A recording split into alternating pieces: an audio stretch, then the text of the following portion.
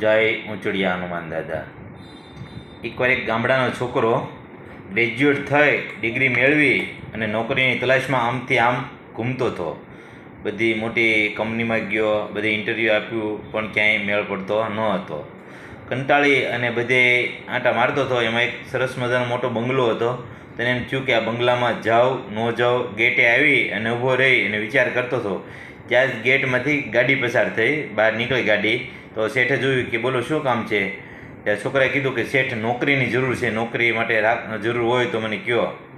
તો શેઠે નીચે ઉતરી અને એના ફેસમાં જોયું, કીધું છોકરો તો બહુ સીધો લાગે છે, નોકરીની હકીકત જરૂર છે અને ગરીબ છોકરો લાગે છે. એટલે કીધું કાંઈ વાંધો નહીં, હું બતાવું એ નોકરી કરીશ? તો કે હા કરી શકીએ.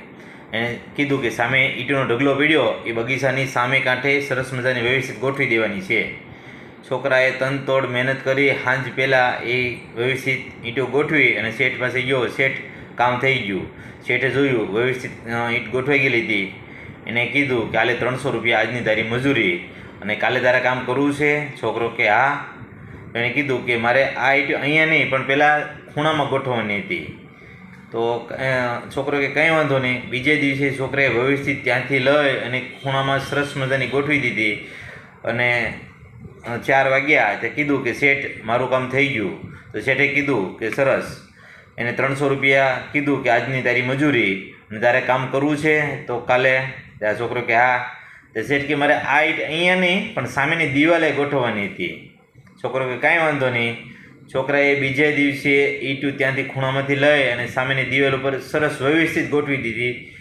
અને સાંજે આવી શેઠને કીધું કે શેઠ મારું કામ થઈ ગયું. શેઠે એના મજૂરીને 300 રૂપિયા આપ્યા અને કીધું કે તારે હજી કામ કરવું છે? છોકરો કે હા શેઠ. તો એણે કીધું કે આ ઈંટ ક્યાં નહીં પણ આ દિવાલે ગોઠવવાની હતી. છોકરાએ ત્યાંથી લઈ અને આ દિવાલે સરસ મજાની ગોઠવી દીધી અને કીધું શેઠ મારું કામ થઈ ગયું છે.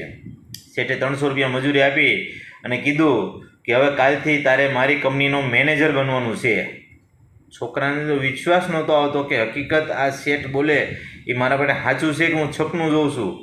એણે શેઠને કીધું કે શેઠ સાચું કહો છો કે મારી મજાક કરો છો? તો શેઠ કે નહીં, સાચું કહું છું બેટા. મેં આટલા દિવસ તારી મહેનત જોઈ લીધી.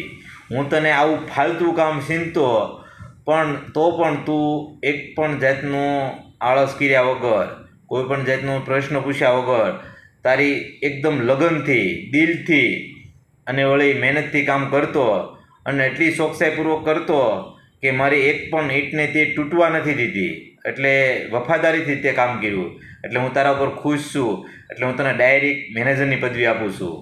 છોકરો હકીકત એને એમ થયું કે મને મારી મહેનતનું ફળ મળી ગયું છે.